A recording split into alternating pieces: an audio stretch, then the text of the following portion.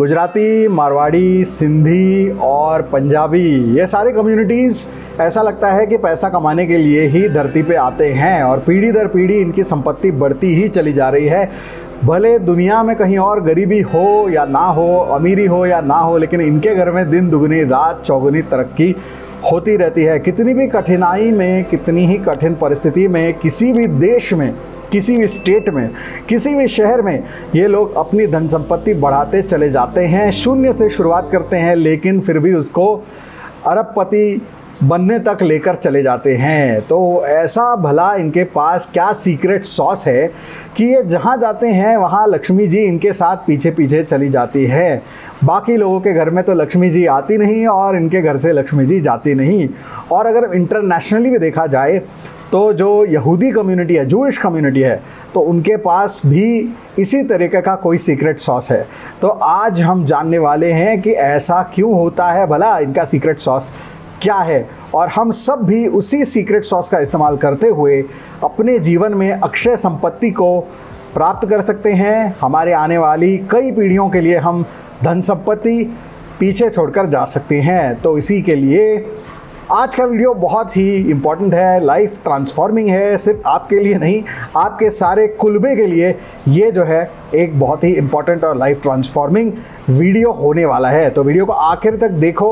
और साथ में बहुत सारे ऐसे सवाल होते हैं आपके मन में कि यार ये जो अमीर लोग हैं, ऐसा लगता है कि ये लोग कुछ क्वेश्चनेबल और ख़राब चीज़ें भी कर रहे हैं लेकिन फिर भी ये लोग तरक्की करते जा रहे हैं, भला ऐसा क्यों?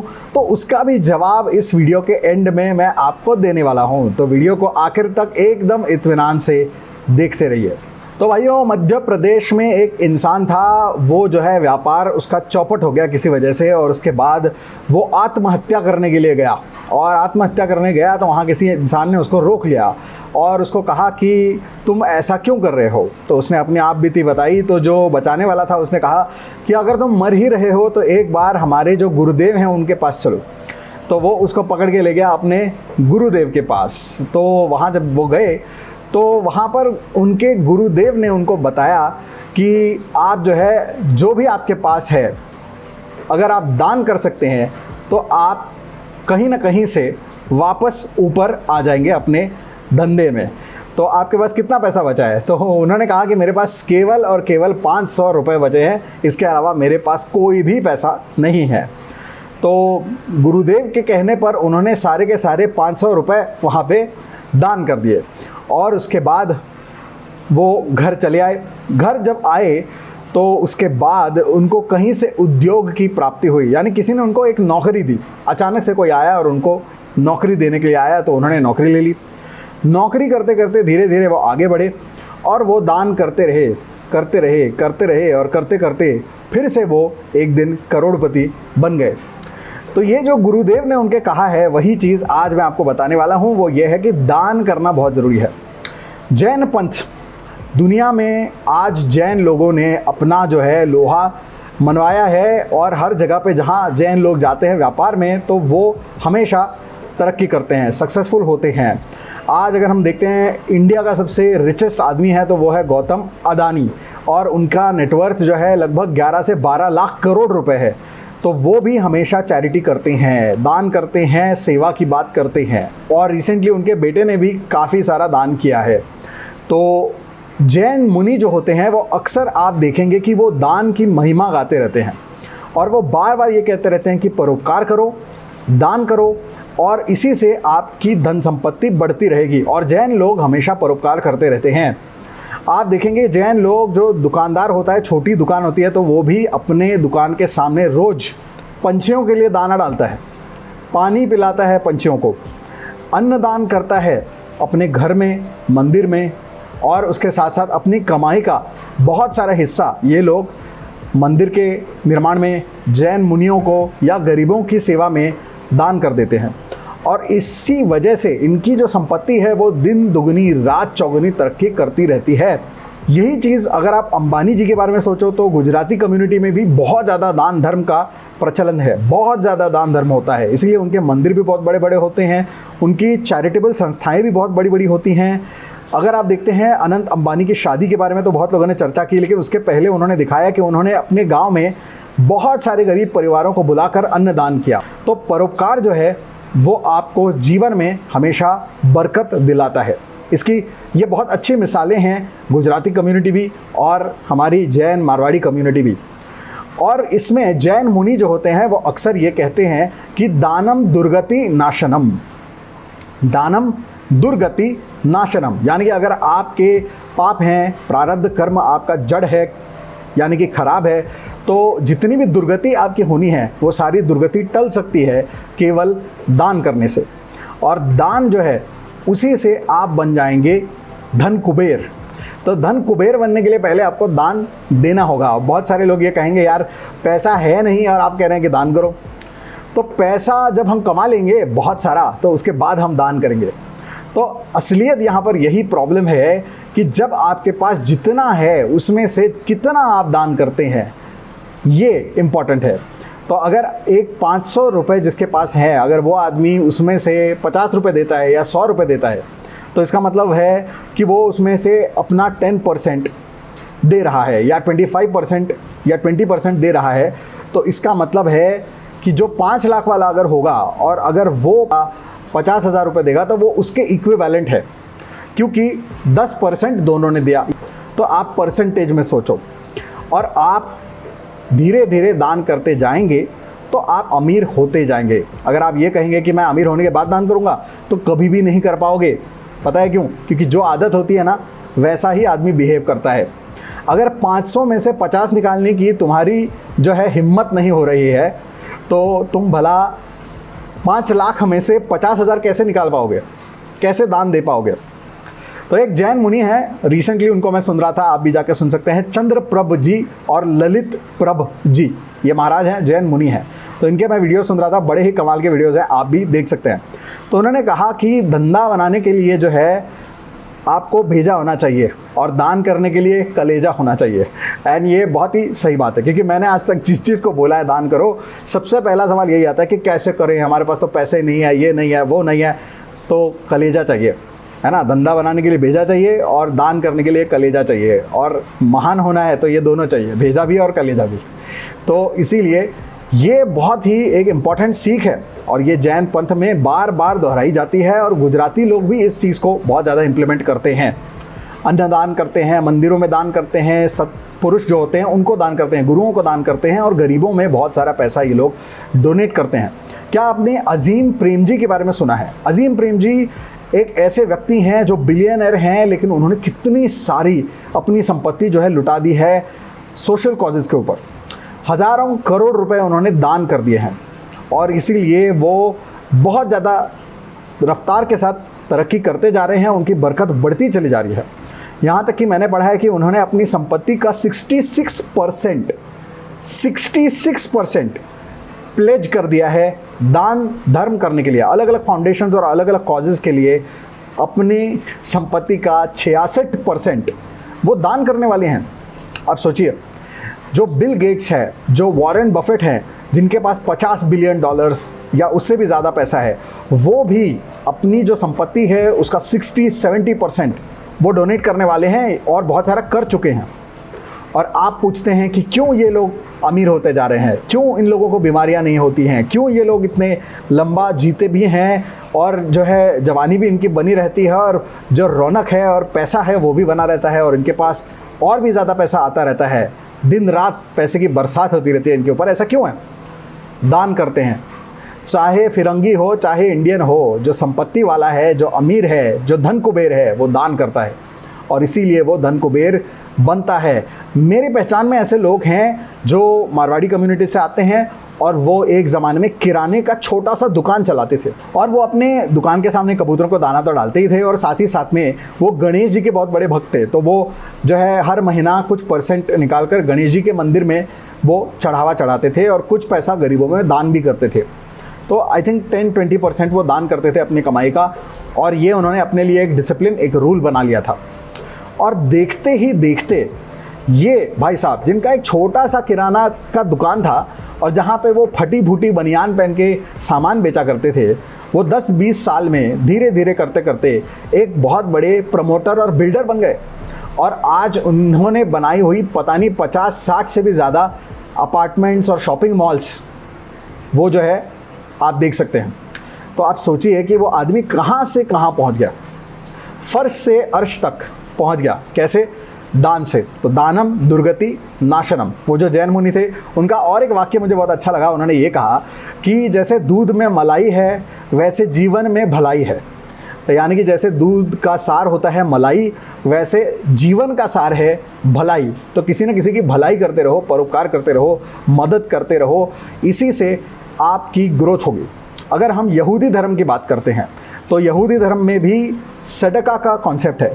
उसका मतलब ये होता है कि जो भी आप कमाते हैं या आपके खेत में जितना भी जो भी फल बनता है, क्रॉप बनता है, उसमें से फर्स्ट फ्रूट्स यानी कि जैसे ही वो निकलेगा, जैसे ही वो हार्वेस्ट होगा, तो उसका पहला जो 10% है वो आपको दान कर देना है, और जो दूसरा 10% है वो मंदिर में चढ़ावे के रूप में दे देना है। और इसीलिए आप देखेंगे कि जो यहूदी कम्युनिटी है आज तक पूरी दुनिया में परसिक्यूट होती रही है। उनको हर जगह से निकाला गया, मारा गया, उनके साथ अत्याचार किए गए, लेकिन वो जहाँ भी जाते हैं ज़ीरो बनकर जाते हैं और फिर से वो लोग जो है अरबपति बन जाते हैं, इतने अमीर बन जाते हैं कि फिर वापस लोग उन पे आरोप ये लगाते हैं कि पूरे संसार का जो भी है, हर कॉन्स्पिरेसी थियरी में यहूदी लोगों का नाम लिया जाता है, क्योंकि वो इतने पावरफुल और इतने अमीर बन जाते हैं। लेकिन वो परसिक्यूट भी इतने हुए हैं और वो कहाँ से कहाँ पहुँच गए। यूरोप में एक ज़माना ऐसा था कि यहूदी जो लोग थे वो रैग पिकर्स थे, यानी कि भंगार उठाते थे, कबाड़ी का काम करते थे, और वो कबाड़ी होते थे, वहाँ से पैसा जोड़ जोड़ कर उसमें से भी वो दान करते थे, और करते करते वो यूरोप के बैंकर्स बने। उसके बाद वो जो रॉयल फैमिलीज़ थी यूरोप की, उनके बैंकर्स बने, और हर जगह उन्होंने अपनी ब्रांचेस खोली, और आज पूरी दुनिया का बैंकिंग सिस्टम ऐसा कहते हैं कि यहूदियों के कंट्रोल पे है। तो कहाँ कबाड़ी और कहाँ पूरे ग्लोबल बैंकिंग सिस्टम पे कब्जा। तो आप सोचिए कहाँ से होता है। ये केवल जो है शातिर होने से नहीं होता, ये केवल जो है जुगाड़ करने से नहीं होता, इसके पीछे पुण्य होना बहुत ज़रूरी है। जब तक पुण्य नहीं होता तब तक जीवन में बरकत नहीं आती है। अगर हम सिख कम्युनिटी के बारे में बात करें तो ऐसा कहते हैं कि आप सरदारों पे जोक तो बड़े बना सकते हैं, लेकिन आप अगर जाके ढूंढेंगे तो आपको कभी कोई टैक्सी ड्राइवर सरदार नहीं मिलेगा या कोई सरदार भीख मांगता हुआ नहीं नज़र आएगा। उसका रीज़न क्या है कि सिख धर्म में एक कॉन्सेप्ट है दसवंध। दसवंध का मतलब होता है कि जो भी आपकी कमाई है उसका 10% आपको दान करना है। या तो आप दान करेंगे गरीबों में, या फिर आप उसको गुरुद्वारे में उसको दान करना है। उसके अलावा उनके यहाँ लंगर का कॉन्सेप्ट है, यानी कि अन्नदान का कॉन्सेप्ट है। तो लोग खुद जाते हैं, लंगर में सामान भी बेचते हैं, लंगर में पैसा भी देते हैं, लंगर में खुद जाके सेवा भी करते हैं, अपने हाथ से लोगों को खाना परोसती भी। बहुत ही तगड़े रूप में वो अन्नदान का पुण्य हमारे सिख भाइयों के साथ में खड़ा हुआ है, और इसीलिए सिख भाई हमारे, वो कहीं भी जाएं, वो कुछ भी करें, वो हमेशा तरक्की प्राप्त करते हैं। तो चाहे वो कनाडा में हो, चाहे वो यूके में हो, चाहे यूएस में हो, चाहे इंडिया में हो, चाहे इंडिया के किसी स्टेट में हो, लेकिन सिख लोग क्योंकि वो दसवंध देते हैं तो वो तरक्की करते हैं। और इसीलिए आपको ये समझना चाहिए कि ये जो दान है वो बहुत ही मिराक्युलस और मैजिकल चीज़ है। जिसके पास ये चीज़ होगी उसके पास संपत्ति आएगी। माँ लक्ष्मी को आपके साथ आपके घर में आके रहना ही होगा, वो आपसे अलग रह नहीं सकती, क्योंकि दान जहाँ होगा वहाँ नारायण और लक्ष्मी दोनों का जोड़ा आना ही आना है। क्योंकि जहाँ परोपकार होगा, जहाँ पुण्य होगा, वहाँ भगवान होंगे, वहाँ पॉजिटिव एनर्जी होगी, वहाँ बरकत होगी, सब कुछ होगा। आज इंडिया में जितनी भी धर्मशालाएं हैं, जितनी भी मंदिर हैं, जितने भी आप देखेंगे कि जहाँ धर्मशाला और चैरिटेबल ट्रस्ट और मुफ्त की जो है एजुकेशन, मुफ्त का खाना बांटा जा रहा है, हर जगह पे आप देखेंगे कि वहाँ पे अग्रवाल भवन, कहीं गुप्ताओं का जो है भवन, तो हर जगह पे आप देखेंगे कि हमारी जो बनिया कम्युनिटी है, जो हमारी मारवाड़ी, जैन, सिंधी, गुजराती कम्युनिटी है और सिख कम्युनिटी है, वो हर जगह पे आपको देखने को मिलेंगे। और यहाँ तक कि सिंधी जो लोग हैं, मैंने देखा है बहुत सारे लोग महाशिवरात्रि के दिन पता नहीं कितने गैलन, कितने टन वो लस्सी और छबील और छाछ जो है गर्मी के दिनों में लोगों को बांट रहे होते हैं। तो बहुत सारे सिंधी लोग जो है प्याऊ वगैरह भी बनाते हैं, यानी कि मुफ्त में लोगों को पानी पीने की जगह बनाते हैं। तो ऐसे जो लोग होते हैं ये दान करते हैं, और इसीलिए इनके घर में संपत्ति होती है, और इनके जो है दिन दुगनी रात चौगुनी उनकी जो है पीढ़ी दर पीढ़ी संपत्ति बढ़ती ही चली जाती है। पुराने ज़माने में जितने भी राजा होते थे वो हमेशा दान करते थे, हमारे सनातन संस्कृति में पहले एक ऐसा ज़माना था कि लोग जो है वो खाना नहीं खाते थे जब तक वो दान ना कर ले। यानी कि पहले वो मंदिर जाते थे और मंदिर से आते हुए वो कोई ना कोई सत्कर्म करते थे, परोपकार करते थे, कोई ना कोई दान करते थे, उसके बाद ही वो घर आके खाना खाते थे। ये बहुत सारे हमारे पूर्वजों का एक परिपाटी होती थी, एक रूटीन होता था। और जो है हमारे घरों में साधु, सन्यासी, ब्राह्मण और बहुत सारे लोग आके भिक्षा मांगते थे, तो उनको भिक्षा दिए बगैर भी बहुत सारे लोग खाना नहीं खाते थे। गाय, कौवे और कुत्ते को एक एक रोटी खिलाए बगैर कोई खाना नहीं खाता था, और अग्नि को भी एक रोटी जो है चढ़ाई जाती थी, उसके बाद में लोग बैठ के खाना खाते थे।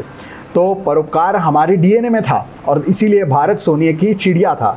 जब हम कंजूस होने लग गए तो अब हमारा डिक्लाइन हो गया। तो अब आप ये भी देखें, उसमें और एक कमाल की बात ये है कि जो भिक्षा लेता भी था, यानी कि जो मांग रहा है, जो याचक है, वो भिक्षा लेने के बाद उस भिक्षा में से भी 10% निकाल के, थोड़ा सा निकाल के वो दान करता था, उसके बाद भिक्षा को ग्रहण करता था, क्योंकि ये माना जाता था कि नहीं तो उसको भिक्षा कंज्यूम करने का जो है दोष लगेगा, पाप लगेगा। इसलिए वो भिक्षा का भी एक हिस्सा दान करता था और उसके बाद उसका भक्षण करता था, उसका भोग लेता था, जो भी है। तो दान करना इतना ज़्यादा इम्पॉर्टेंट है। हमारे अधिक मास, चातुर्मास आपने जैन और हिंदुओं में सुना होगा, वहाँ पे भी सबसे ज़्यादा एम्फोसिस यही है कि दान करिए। किसी को खाना खिलाइए, किसी को पानी पिलाइए, किसी को छाते का दान करिए, किसी को कपड़े का दान करिए, किसी को भोजन कराइए, आपको ढेर सारी बरकत मिलेगी। अगर आप शिरडी में जाते हैं, ढेर सारा अन्नदान होता है। तिरुपति बालाजी जाइए, ढेर सारा अन्नदान होता है। यानी कि यहाँ तक कि भगवानों में भी जिन मंदिरों में सबसे ज़्यादा अन्नदान होता है, वहीं पे आप देखेंगे कि लोग जा के वहाँ पे भीड़ लगाते हैं और ढेर सारा जो है पैसा भी चढ़ाते हैं। तो यहाँ तक कि जो मंदिर है वो भी जहाँ अन्नदान सबसे ज़्यादा होता है, वही मंदिर सबसे बड़े बनते हैं। तो इसीलिए जहाँ दान होगा वो जगह जो है वो बन जाएगी एक मनी मैग्नेट, और आप अगर दान करते हैं तो आप बन जाएंगे एक मनी मैग्नेट, बरकत का मैग्नेट। तो इसीलिए दान करना, परोपकार करना, लोगों को मदद करना, ये बहुत ही ज़्यादा ज़रूरी है। अब यहाँ पे एक सवाल ये भी आता है कि बहुत सारे ऐसे लोग होते हैं जो अमीर हैं, जो बहुत सारा दान भी करते हैं, लेकिन ऐसा लगता है कि ये लोग कुछ गलत काम भी करते हैं। तो आपका इसके बारे में क्या कहना है? तो मैं ये कहूँगा कि सारा खेल जो है पाप और पुण्य का है बेटा। पाप और पुण्य का हिसाब किताब जो है स्वयं भगवान रखते हैं, तो कोई भी बचता नहीं है। आप ये समझो कि जब तक वो पुण्य है उनका, तब तक तो वो फलेंगे, भूलेंगे, मज़ा करेंगे, लेकिन जब जिस दिन उनका पुण्य ख़त्म हुआ तो एक टाइम ऐसा आएगा कि पाप का भी उनको भोगना पड़ेगा। तो ये तो आप अवॉइड नहीं कर सकते। तो कभी भी ये मत समझो कि मैं दान करता हूँ इसलिए मैं गलत काम करता रहूँगा तो मैं बच जाऊँगा, ऐसा कुछ नहीं है। आपको दान करना चाहिए और गलत काम से बचना भी चाहिए। इसके मैं कुछ उदाहरण दूंगा। मुंबई के बड़े बड़े 2 गैंगस्टर जो हैं वो शायद आपको पता भी होंगे। उसमें से एक है वरदराजन मुदलियार, और दूसरे जो थे उनका नाम मुझे ठीक से याद नहीं आ रहा है। उनका नाम मस्तान मिर्ज़ा या ऐसा कुछ था शायद, जो once upon a time in Mumbai movie आई थी, उसमें अजय देवगन ने जो कैरेक्टर प्ले किया था, जिसके ऊपर बेस्ड था, उनकी मैं बात कर रहा हूँ। तो वो जो एक्चुअल 2 गैंगस्टर्स थे, ऐसा कहते हैं कि उस ज़माने में 1960s 70s के ज़माने में आई थिंक वो लोग ढेर सारा दान करते थे। वरदराजन मुदलियार की पावर इतनी ज़्यादा थी उस ज़माने में कि वो गणेश उत्सव करते थे तो उसमें आशा भोसले, लता मंगेशकर और बड़े बड़े लोग आके अपनी जो है हाज़िरी लगाते थे और गाना गाते थे और सेवा करते थे। और उनकी गणेश उत्सव में 10,000 लोग खाना खाते थे, अन्नदान करते थे वरदराजन मुदलियार। यहाँ तक कि जो हाजी अली आई थिंक दरगाह है, वहाँ पे भी इनमें से कोई एक था जो 5,000 या 10,000 लोगों को खाना खिलाता था हर साल। तो क्या हुआ इसकी वजह से कि उस ज़माने में भी उनका जो स्मगलिंग का बिज़नेस था वो भी 500 या 5,000 करोड़ के रेंज में पहुंच गया था। क्या इसका मतलब ये है कि वो कभी पकड़े नहीं गए, कभी उनका नुकसान नहीं हुआ? तो ऐसा बिल्कुल भी नहीं है। उनके नुकसान भी आगे जाके बहुत सारे हुए, उनको बहुत सारे प्रॉब्लम्स भी हुए। लेकिन अगर आप देखते हैं बाकी गैंगस्टर्स को और इनको, तो आप देखेंगे कि जो बाकी के लोग थे वो मारे गए और बुरी हालत में गए, लेकिन ये जो थे वो उनका पैसा तो गया, धन संपत्ति गई, उनके डिस्प्यूट्स भी हुए होंगे, मन की शांति भंग हुई होगी, नींद खराब हुई होगी, लेकिन ये काफ़ी अच्छी ज़िंदगी जिए और मरे भी काफ़ी आराम से, यानी हार्ट अटैक से मरे, कोई अननेचुरल तरीके से नहीं मरे। तो पाप और पुण्य का खेल ऐसा होता है कि उनका जो काम था वो गलत भी था, लेकिन साथ में पुण्य इतना ज़्यादा कर दिया उन्होंने कि वो कहीं ना कहीं ऑफसेट हो जाती है बात, और इसीलिए उनका नुकसान उतना नहीं हो पाता है जितना होना चाहिए था। तो ऐसे लोग भी जानते हैं कि दान का महिमा क्या होता है। अब विजय माल्या आपको पता ही है, विजय माल्या ने भी कर्नाटक के कुक्के सुब्रमण्य, बहुत बड़ा मंदिर है वहाँ पर, उन्होंने 80 या 85 लाख का सोने का एक दरवाज़ा या चौखट कुछ वहाँ बिठाई थी, और वो बहुत सारा दान पुण्य भी करते रहते थे। तो इसीलिए विजय माल्या कहाँ से कहाँ पहुँचे, बहुत बड़े, बहुत अमीर बने, लेकिन वो साथ में गलतियाँ भी करते रहे। उन्होंने बहुत सारे लोगों का जो है सैलरीज नहीं दी, बहुत सारा जो प्रॉब्लम है वो तो सब आप जानते ही हैं। तो इसके वजह से क्या वो बच गए दान की वजह से? तो ऐसा नहीं है, उनको भागना पड़ा, उनके करोड़ों की जो प्रॉपर्टी है वो जब्त हो गई, उनका नुकसान भी बहुत सारा हुआ। लेकिन दूसरी तरफ आज आप देखेंगे कि आज भी वो लंदन में बैठे हुए हैं और आज भी वो काफ़ी कंफर्टेबल ज़िंदगी जो है वो जी रहे हैं। तो अब इसमें कुछ लोग ये कहेंगे कि देखो इतना दान किया फिर भी वो जो है आज भागते फिर रहे हैं। कुछ लोग ये कहेंगे कि भाई जो है भागे तो सही लेकिन अभी भी कंफर्टेबल ज़िंदगी जी रहे हैं। तो ये ऐसा क्यों है? वो इसीलिए है क्योंकि गलत काम तो किए तो उसके पाप भी भोगने पड़ रहे हैं, लेकिन साथ में बहुत सारे सत्कर्म और पुण्य भी किए तो उसका भी इनको फल भोगना पड़ रहा है। महाभारत में जब युधिष्ठिर पहुँचे स्वर्ग और नर्क के द्वार पे, तो उन्होंने देखा कि उनके भाई जो हैं वो नर्क में हैं और जो दुर्योधन हैं और वो सारे लोग हैं वो सारे स्वर्ग में नज़र आ रहे हैं। तो ऐसा क्यों है? क्योंकि उन्होंने जो दुष्कर्म किए तो किए, लेकिन उन्होंने उसके साथ में कुछ सत्कर्म भी किए थे। तो इसीलिए सत्कर्म यानी कि पुण्य और पाप, ये जो है इनकी जो रेस है वो हमेशा चलती रहती है। तो हमारा काम ये है यहाँ पर कि हम हमेशा पुण्य करते रहें, बढ़ाते रहें और पाप को घटाते रहें, और पाप ना ही करें तो सबसे अच्छा है। तो इसलिए पुण्य को बढ़ाते रहो और उसके लिए दान करते रहो। एक बहुत सधन गुजराती परिवार था, ठीक है, तो उनके यहाँ जो है एक उनका बच्चा हुआ। तो जो बच्चा हुआ तो उसके पहले जन्मदिन के लिए उन्होंने एक बहुत बड़ी बर्थडे पार्टी रखी जिसमें नामी गिरामी लोगों को बुलाया, और वहाँ पे वो लोग करने वाले थे बहुत बड़ी पार्टी, और बहुत सारा उसका इंतज़ाम भी किया गया, बड़े बड़े शेफ्स को बुलाया गया, बढ़िया बढ़िया खाना बनाया गया, और वहाँ पे पार्टी होने वाली है कल। और आज के दिन उनको पता चलता है कि जिस बच्चे के लिए वो ये बर्थडे पार्टी कर रहे हैं अचानक से उसको जो है कुछ प्रॉब्लम होने लग गई, उसको लकवा मार गया या उसको पता नहीं क्या होने लग गया। ऐसा लगा कि अब ये बच्चा मरने वाला है, उसकी सेहत अचानक से ख़राब हो गई किसी वजह से। तो उसको हॉस्पिटल ले जाया गया। जो डॉक्टर हैं उनको भी समझ में नहीं आ रहा है कि क्या होगा। डॉक्टर्स ने बोला शायद हम इनको नहीं बचा पाएंगे। तो ऐसी अवस्था हो गई। तो उस वक्त वो जो बच्चा था उसके जो दादाजी थे, तो दादाजी जो थे उन्होंने क्या किया, ये जो पार्टी के लिए पूरा खाना उन्होंने बनाया था, पता नहीं कितना सारा बनाया था, वो सारा उन्होंने पैक करवा के ट्रक्स में भरा, और उन्होंने उस शहर की जो सबसे बड़ी झोपड़पट्टी थी, जो स्लम था, वहाँ पे ले जाके उन्होंने सारे गरीबों में वो जो इंटरनेशनल शेफ़ द्वारा बनाया गया खाना था उसको बांट दिया, दान कर दिया। उन्होंने ये कहा कि बच्चा जो है वो बचेगा ज़रूर, क्योंकि मैं दान करूँगा, जो भी हमारे पास है जितना भी हम दे सकते हैं हम दान करेंगे, और दान करेंगे तो ही ये बच्चा बच सकता है, और अगर दान से ना बचा तो किसी से नहीं बचेगा। तो ये वो दादाजी की जो है धारणा थी। तो उन्होंने सारे बढ़िया से बढ़िया वहाँ पे जो भी मिठाई थे, 56 भोग थे और गुलाब जामुन थे और पता नहीं क्या क्या होगा वहाँ पे, वो सब कुछ उन्होंने गरीबों में बांटा, ऐसे लोगों में जिन्होंने ज़िंदगी में शायद एक बार भी एक जलेबी भी नहीं खाई हो। तो ऐसे लोगों को उन्होंने इंटरनेशनल लेवल का खाना खिला दिया। और देखते ही देखते जो वो बच्चा था वो रिकवर करने लगा, और वो रिकवर होके पूरी तरीके से ठीक होके घर वापस आ गया। तो दानम दुर्गति नाशनम, इस बात को हमेशा याद रखिए। और एक कहानी मुझे याद आ रही है कि एक बहुत बड़े व्यापारी थे, उन्होंने कुछ घोटाला भी किया। तो घोटाला करते थे लेकिन दान धर्म भी करते थे। तो जो घोटाला किया तो उसके वजह से क्या हुआ कि उनकी जितनी भी संपत्ति थी वो सारी की सारी चली गई, यानी सरकार ने वो जब्त कर ली। और फिर एक नौबत ऐसी भी आई कि उनको सरकार अब 1 साल के लिए जेल में भी भेजने वाली है। तो जेल जाने से पहले उन्होंने क्या काम किया? जेल जाने से पहले उन्होंने जो आखिरी 50 लाख उनके पास बचे थे वो सारे के सारे 50 लाख उन्होंने दान कर दिए। और उन्होंने ये कहा कि ऐसा मैं इसलिए कर रहा हूँ क्योंकि अगर मैंने ये 50 लाख भी अपने साथ रख लिए तो मैं इससे भी ज़्यादा और गई गुजरी स्टेट में पहुँच जाऊँगा और भी डूबता चला जाऊँगा। तो ये 50 लाख मैंने दान कर दिए, तो अब मैं सुकून से जा सकता हूँ, जो भी मेरी सज़ा है वो काट सकता हूँ, और मुझे विश्वास है कि मैं एक दिन फिर से वापस आऊँगा और मैं कुछ ना कुछ अच्छा कर लूँगा। और वाकई में वो अगले 1-2 साल में जेल से बाहर आए, फिर से उन्होंने अपने बिज़नेस को शुरू किया और वो फिर से एक बार करोड़पति बन गए। तो पुण्य करने का मतलब ये नहीं है कि पाप से बच जाओगे, इसलिए पाप भी मत करो, लेकिन पुण्य करते रहो, क्योंकि पुण्य तुमको बहुत बार दुर्गति से बचाता है, अपनी की हुई गलतियों से भी बचा सकता है पुण्य। तो दान का जो पुण्य है वो बहुत महान है, इसलिए पुण्य करते रहो, दान करते रहो, पाप मत करो। ओके, दानम दुर्गति नाशनम।